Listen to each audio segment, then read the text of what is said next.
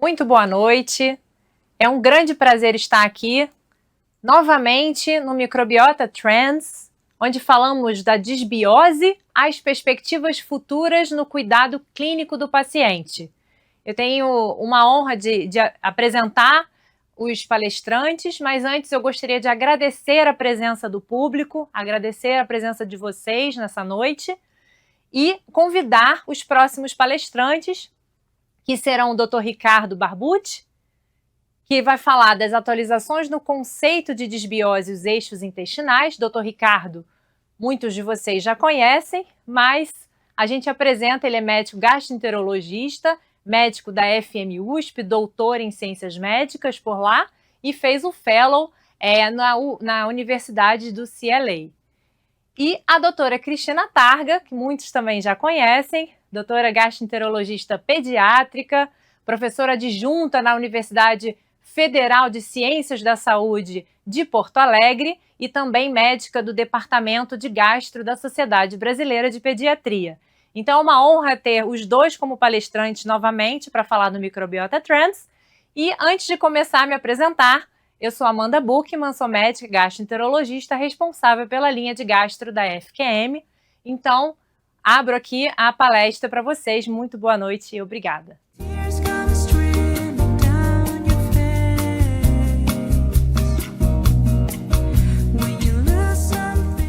Olá, boa noite a todos. É um grande prazer estar aqui de volta no Microbiota Trends, falando um pouquinho sobre atualizações no conceito de disbiose e nos eixos intestinais, mais especificamente falando do eixo microbiota cérebro-intestino. Bom, aqui meus conflitos de interesse. Como a gente sabe, o nosso organismo é colonizado por uma quantidade enorme de micro-organismos, bactérias, vírus, arqueias, fungos, e cada vez mais se valoriza também protozoários e os não tão pequenos eumintos como parte da microbiota em todos os órgãos que a gente tem que são expostos ao meio ambiente. A nossa interdependência desses micro-organismos é tão grande que hoje a gente pode considerar o ser humano como um verdadeiro holobioma, um verdadeiro hologenoma, como se fosse um coral marinho. Como a gente sabe, a colonização do nosso organismo por esses micro-organismos pode eventualmente acontecer até antes do nascimento, mas existem boas evidências de que de fato isso acontece quando a criança nasce, quando a gente nasce. E aqui é extremamente importante a participação da mãe, que vai nos passar então os primeiros micro-organismos que vão começar essa colonização do nosso corpo. Quanto mais desequilibrada é a microbiota da mãe, mais desequilibrada vai ser a nossa microbiota. Isso é extremamente importante que nossas mães, levem uma vida saudável, uma vida equilibrada, tentando nos fornecer uma microbiota menos inflamatória.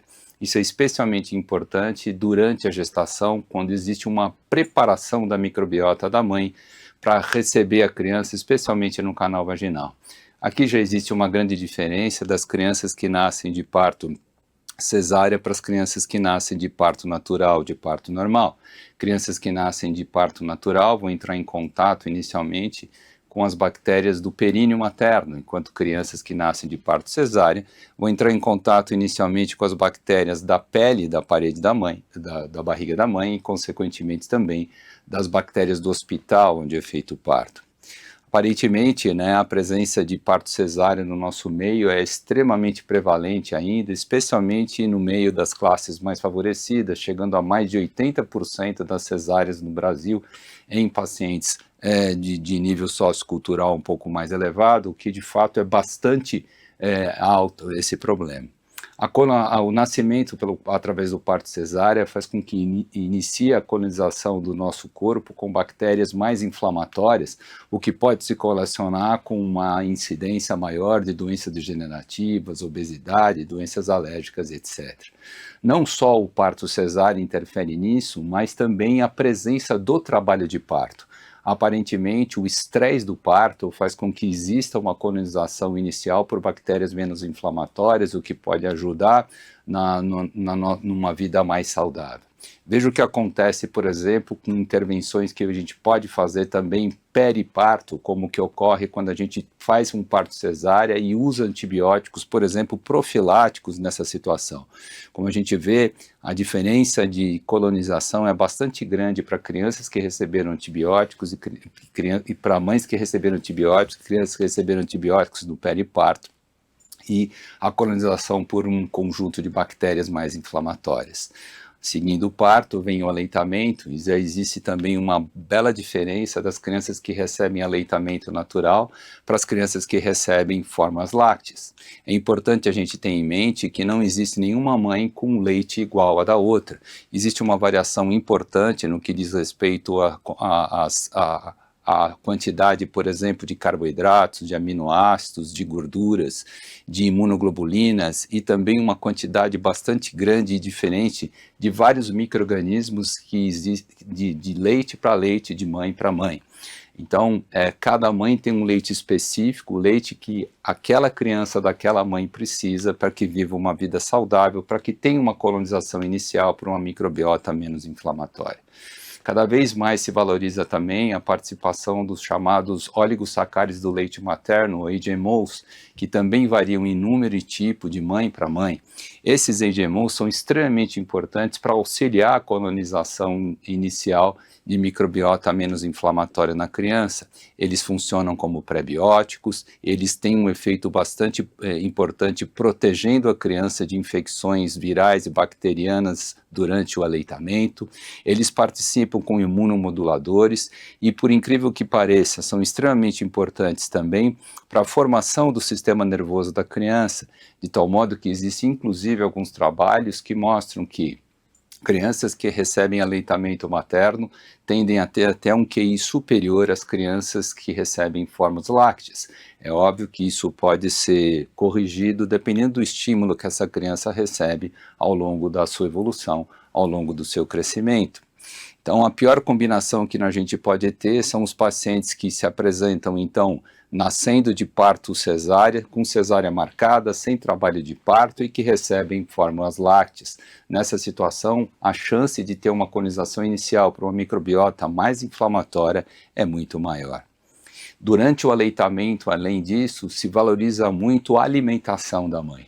Recentemente, em congresso na Europa, em que eu tive a oportunidade de ir junto com a doutora Cristina, o que se colocou de uma maneira bastante importante é o consumo de alimentos ultraprocessados pelas mães durante o aleitamento.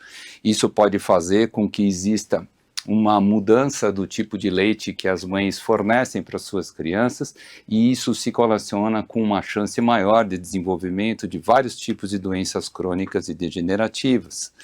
O uso de alimentos ultraprocessados faz com que a microbiota materna seja uma microbiota mais inflamatória, e isso acaba repercutindo na qualidade do leite, o que faz então com que exista paralelamente uma diminuição da abundância de bifidobactérias na microbiota da criança que vai receber esse leite, e isso acaba repercutindo com uma chance maior de ter várias doenças degenerativas e crônicas associadas a isso.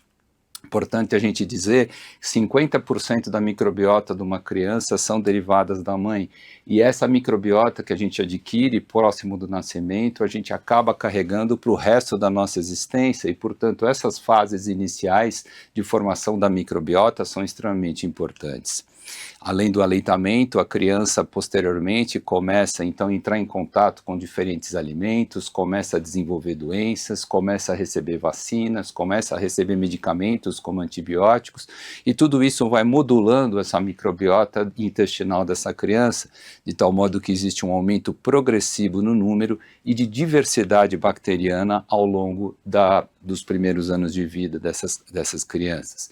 Importante a gente dizer que, além dessa transmissão vertical, que a mãe passa então as bactérias para as crianças, existe também uma transmissão horizontal bastante importante, que se deve à convivência familiar. Famílias maiores, existe uma troca de microbiota maior de familiares com a criança, e também a transmissão comunitária parece ser extremamente importante para que a gente tenha um conjunto de microbiota menos inflamatória e menos relacionado com doenças dos mais variados tipos. A formação dessa microbiota se processa nos 3 primeiros anos de vida, especialmente. No final desses 1000 primeiros dias iniciais, nós vamos ter o cerne, o conjunto da microbiota, que nós vamos carregar para o resto da nossa existência. E qualquer interferência que ocorre nesse período pode trazer consequência para o resto de nossas vidas. Os períodos mais vulneráveis seriam, então, o nascimento, como a gente já mencionou, mas especialmente os 6 primeiros meses de vida parecem ser essenciais para que a gente desenvolva um conjunto de micro-organismos menos inflamatório. Paralelamente ao desenvolvimento da microbiota intestinal, existe, então, a formação do sistema nervoso da criança. Trabalhos experimentais e também em humanos mostram claramente que a microbiota interfere diretamente na formação, por exemplo, da bainha de mielina, na capacidade de produção de neurotransmissores e plasticidade sináptica, na formação da microglia, na neurogênese, no crescimento dendrítico e até na formação da barreira hematoencefálica. No final desses 1000 primeiros dias de vida, cada um de nós vai ter uma microbiota única, que representa como se fosse uma impressão digital de cada um de nós. E como a gente vê nesse diapositivo, o padrão da microbiota varia bastante de indivíduo para indivíduo e de região para região do planeta, de tal modo que a gente tem no nosso intestino a microbiota que a gente precisa, não a microbiota que a gente quer. Isso faz com que os testes que a gente tem disponíveis de avaliação da microbiota tenham sérias críticas com relação ao seu uso na nossa prática clínica diária. Na verdade, praticamente nenhuma utilização, na minha opinião. Além dessas fases iniciais em que a intervenção sobre a microbiota é mais importante, existe também uma fase posterior em que a intervenção sobre a microbiota parece ser, de fato, importante, especialmente na predisposição de desenvolvimento de doenças psiquiátricas e neurológicas, que é justamente o início da adolescência. Por exemplo, alguns trabalhos mostram que o consumo de um cigarro de maconha durante a adolescência, especialmente no início da adolescência, pode mudar a microbiota e interferir diretamente na formação do sistema nervoso do adolescente, modificando, por exemplo, a anatomia do cérebro para sempre. Além disso, existe uma modificação da microbiota importante ao longo do tempo. A microbiota durante a manhã é diferente da microbiota da noite. A microbiota do inverno é diferente da microbiota do verão. Ao longo do nosso envelhecimento também a microbiota vai sofrendo modificações, vai sofrendo adaptações. Basicamente, existe uma perda progressiva de bifidobactérias à medida que a gente envelhece, de tal modo que essa diminuição de bifidobactérias torna a microbiota do idoso uma microbiota mais inflamatória. Esse processo nós chamamos de inflammation, imunossenescência, e está diretamente relacionado com perda neuronal, perda sináptica, apoptose, e isso pode explicar as doenças mais relacionadas com idades avançadas, como, por exemplo, as doenças degenerativas, doenças neurológicas e as próprias neoplasias. Essa mudança da microbiota ao longo do tempo, essa queda de bifidobactérias em indivíduos com idade mais avançada, não ocorre somente no intestino, acontece também em outros órgãos que são colonizados por micro-organismos. E veja que interessante, em pacientes centenários, longevos e saudáveis, a modificação da microbiota, caracterizada por perda de bifidobactérias, é muito menos importante do que nos idosos em que existe algum tipo de doença crônica já desenvolvida e que se relacionam então com uma longevidade menos importante. Nos últimos anos, nós vamos dizer nos últimos 50, 60 anos, houve uma mudança importante do padrão de colonização da microbiota, associado ao aumento do parto cesárea, à falta do aleitamento materno e outros fatores extremamente importantes, como a diminuição do tamanho da família, o surgimento da refrigeração, a perda do contato com animais, especialmente com a migração das populações para as cidades maiores e o uso de vários tipos de medicamentos que interferem na microbiota, em especial os antibióticos que foram descobertos e desenvolvidos a partir, então, da metade do século XX. Especialmente o uso de antibióticos, então, no período periparto, nos 6 primeiros anos de vida e nesses 1000 primeiros dias de vida, podem trazer impacto importante para o desenvolvimento de uma microbiota mais ou menos saudável. Também durante a idade adulta, o uso excessivo de qualquer tipo de medicamento que interfira na motilidade intestinal, na secreção ácido péptica, na imunidade, pode interferir diretamente no padrão da microbiota e trazer consequências não só para doenças intestinais, mas também para doenças de todo o nosso corpo. Bom, como a gente sabe, para que a gente viva então com saúde, a gente tem que ter uma microbiota de base bem formada e manter essa microbiota estável. De tal modo que a gente pode dizer que quando a gente vive com saúde, nós temos um time de micro-organismos no intestino ideal para que a gente tenha um time campeão, para que a gente viva bem, para que a gente viva bem com saúde. Qualquer desequilíbrio desse time de micro-organismos que faz com que esse time não seja mais o ideal para que a gente viva bem, a gente pode chamar isso de disbiose. Existem vários índices de disbiose que variam de doença para doença e esses índices também, em nossa opinião, não têm o mínimo sentido de serem utilizados na prática clínica diária. Se um paciente meu se apresenta com algum tipo de doença, com certeza ele tem uma microbiota que não é aquela ideal para que ele viva bem, portanto ele tem disbiose.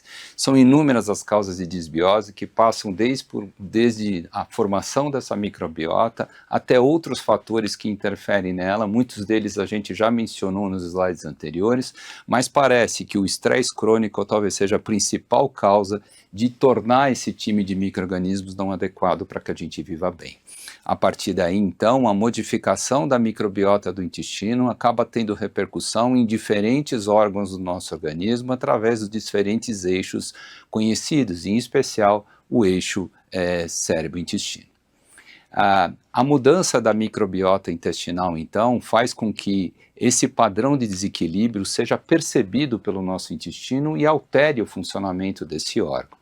Quando a gente vive bem, quando a gente vive com saúde, quando a gente vive com uma potencial eubiose, nós temos inúmeros antígenos de micro-organismos menos inflamatórios, MUMPs, e seus produtos, como os DUMPs, que são reconhecidos por receptores específicos da mucosa intestinal, os Pattern Recognition Receptors. Aqui, estruturas como os Nod receptors, especialmente os Toll-like receptors, identificam a microbiota intestinal como uma microbiota equilibrada, transmitem essa informação para o nosso intestino, que responde de maneira saudável, produzindo muco em quantidade adequada, produzindo imunoglobulina A em quantidade adequada, produzindo defensinas e catalicidinas que funcionam como verdadeiros antibióticos naturais, impedindo a proliferação de microbiota inflamatória, e especialmente essa microbiota equilibrada fornece ao nosso intestino a capacidade de funcionamento adequado dos tight junctions da mucosa.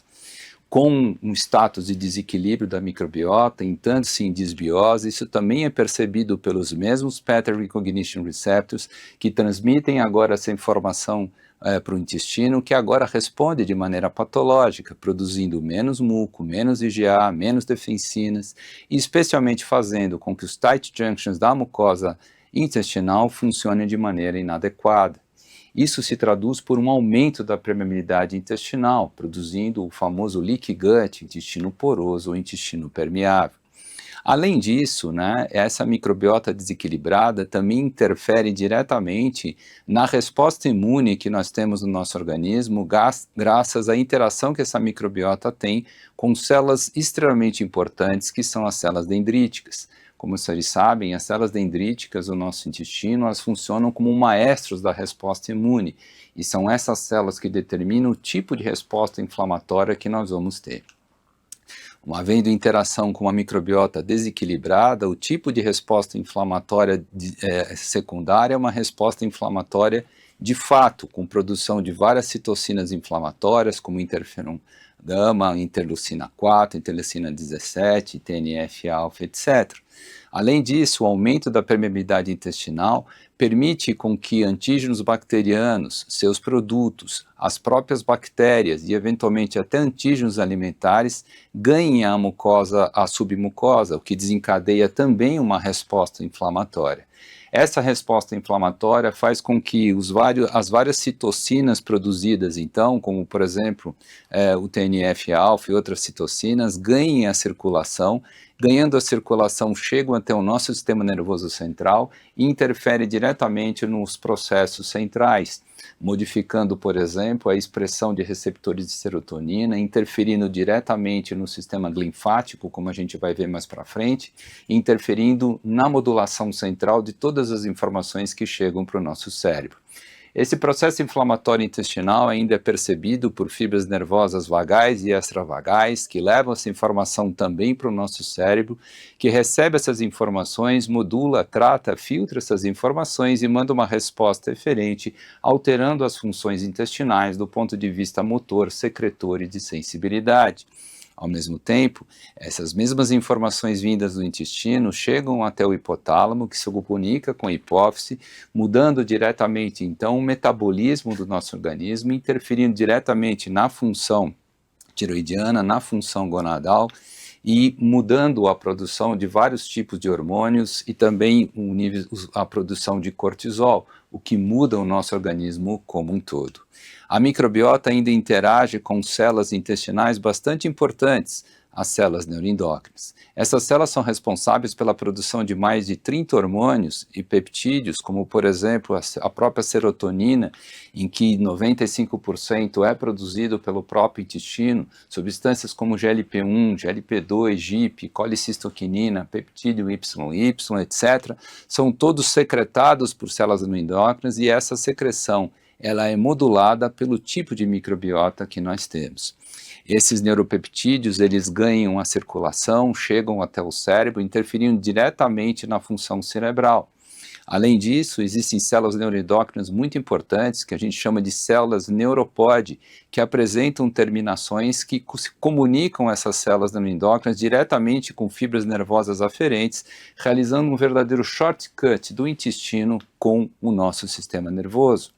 A microbiota ainda interfere no funcionamento do eixo cérebro-intestino através da produção de várias substâncias, como ácido gama-aminobutírico, BDNF, ocitocina e vários outros peptídeos que alteram diretamente a motilidade intestinal, muitos ganham a circulação e interferem na formação do sistema nervoso e na função do nosso sistema nervoso e, consequentemente, do eixo cérebro-intestino. Outras substâncias são produzidas pela microbiota, como gases, por exemplo, que os senhores sabem interferem diretamente na função intestinal. É clara a relação de microbiota produtora de metano e constipação, microbiota produtora de hidrogênio e sulfeto de hidrogênio e diarreia, por exemplo. Mas especialmente a metabolização da microbiota de pré-bióticos, levando à formação dos ácidos graxos de cadeia curta, são extremamente importantes para o funcionamento do eixo cérebro-intestinal e para a manutenção da nossa saúde. Os ácidos graxos de cadeia curta, como o butirato, primeiro diminuem o pH intracolônico, impedindo a proliferação de bactérias ruins. Além disso, modulam a resposta imune do nosso intestino. Existem receptores específicos de ácidos graxos de cadeia curta em fibras nervosas aferentes e interferem, então, diretamente na comunicação do intestino com o cérebro. O butirato ele pode chegar até o nosso sistema nervoso central e interferir diretamente na permeabilidade da barreira hematoencefálica e ainda modular a produção de substâncias como BDNF, NGF e GDNF, extremamente importantes para melhorar ou piorar a comunicação entre os neurônios.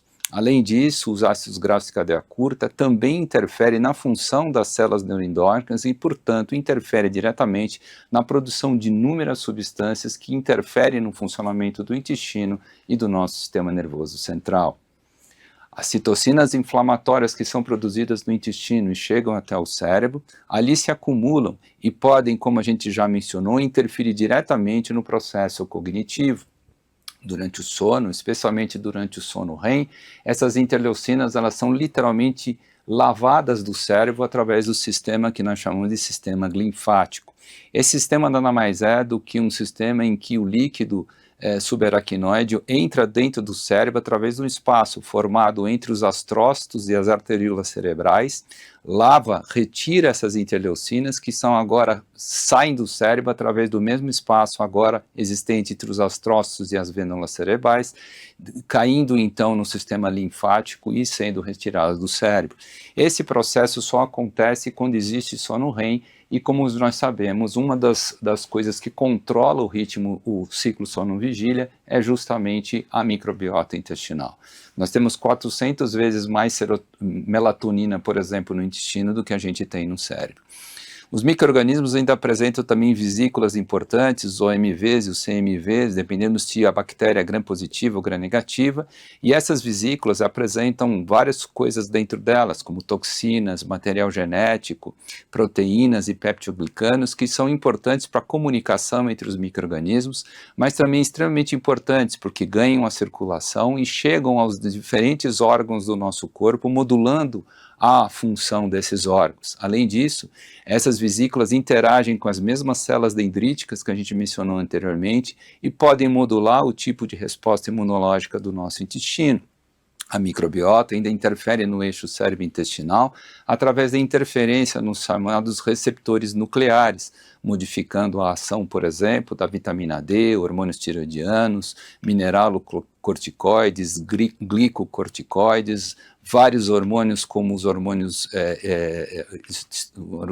femininos, e isso interfere diretamente na função metabólica e também no eixo cérebro-intestinal. Traduzindo então tudo que a gente falou até o momento, a gente pode dizer que a formação da nossa microbiota começa assim que a gente nasce. É extremamente importante a participação da mãe na formação dessa microbiota, seja na dieta materna durante a gestação, seja na dieta materna durante o aleitamento. O parto normal é extremamente importante, o trabalho de parto é extremamente importante, o aleitamento materno é extremamente importante, o uso consciente de antibióticos e de qualquer medicamento durante os primeiros dias de vida também é bastante importante. Tudo isso leva, então, modula a formação de uma microbiota que vai fazer com que nós tenhamos mais ou menos predisposição para desenvolver diferentes tipos de doenças. Inclusive, essa mesma microbiota é extremamente importante para a formação do eixo cérebro-intestino, que é a base, né, da fisiopatologia de várias doenças, tanto doenças especificamente do eixo, como várias doenças orgânicas também, né? A microbiota está relacionada não só com a saúde intestinal, mas também com vários tipos de afecções, tanto orgânicas quanto funcionais, ou seja, desordens do eixo cérebro-intestino. E é isso que eu queria falar para vocês. Muito obrigado pela atenção.